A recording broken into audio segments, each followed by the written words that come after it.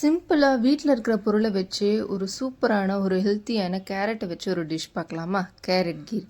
இதுக்கு இந்த மாதிரி ஒரு மில்க் பேனை நல்லா ஹீட் பண்ணிக்கிறேன். ஹீட் ஆனதுக்கப்புறம் 1.5 ஸ்பூன் அளவுக்கு கீ இதில் ஆட் பண்ணிக்கலாம். கீ நல்லா மெல்ட் ஆகட்டும்.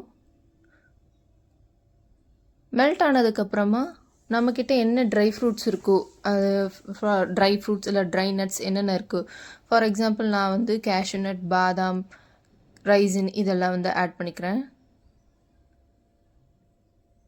இதை நல்லா ரோஸ்ட் பண்ணிக்கலாம்.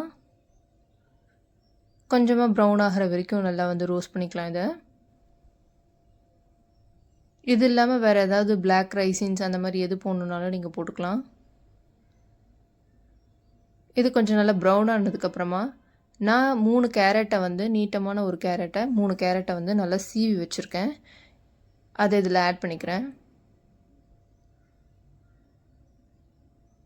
நல்லா இந்த நெய்யிலேயே போட்டு நல்லா இதை வந்து வதக்கலாம். ஒரு 5 மினிட்ஸ் நல்லா போட்டு இதை வதக்குங்க. அப்போ நல்லா கேரட் நல்லா வதங்கி வரும். அது கீயோடு சேர்ந்து நல்லா ஒரு வாசனை வரும். கேரட் நல்லா வதங்கினதுக்கப்புறமா நான் ஒரு 120 ml மில்க் ஆட் பண்ணிக்கிறேன். இல்லை நீங்கள் 1/2 லிட்டர் பால் கூட நீங்கள் ஆட் பண்ணிக்கலாம். கொஞ்சமாக நான் தண்ணி ஆட் பண்ணிக்கிறேன். ஒரு 1/4 கிளாஸ் அளவுக்கு தண்ணி ஆட் பண்ணிக்கிறேன். தண்ணி ஆட் பண்ணாமலும் நீங்கள் ஃபுல்லாக ப்யூர் ஃப்ரெஷ் மில்கில் மட்டுமே நீங்கள் பண்ணால் நல்லாயிருக்கும்.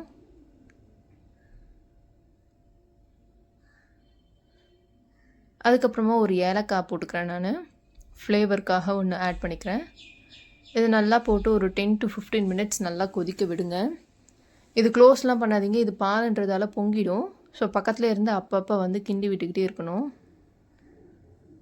கேரட் நல்லா வந்து வேகிற வரைக்கும் நல்லா இந்த மாதிரி இது பண்ணிக்கிட்டே இருங்க. அதுக்கப்புறமா இதுக்கு ஸ்வீட்னஸ்க்காக நான் கொஞ்சம் சுகர் ஆட் பண்ணுறேன். ஒரு 1/2 கப் அளவுக்கு நான் சுகர் எடுத்துக்கிறேன். ஒயிட் சுகர் எடுத்து இதில் ஆட் பண்ணிக்கிறேன்.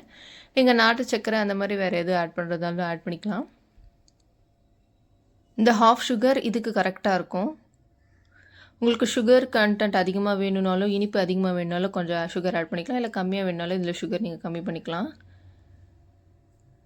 இதை ஆட் பண்ணிட்டதுக்கப்புறம் ஒரு 5 மினிட்ஸ் குக் பண்ணால் போதும். இப்போ நம்மளோட கேரட் கீர் நல்லா ரெடி ஆகிடுச்சு. இது கொஞ்சம் சூடு ஆறுனதுக்கப்புறமா சர்வ் பண்ணுங்கள். ரொம்ப நல்லாயிருக்கும், ஹெல்த்தியாகவும் இருக்கும். கேரட் பிடிக்காதவங்களுக்கு இந்த மாதிரி கேரட் கீர் செஞ்சு கொடுங்க. கண்டிப்பாக லைக் பண்ணுவாங்க. எங்கள் வீடியோ பிடிச்சிருந்தா கமெண்ட் பண்ணுங்கள், லைக் பண்ணுங்கள்.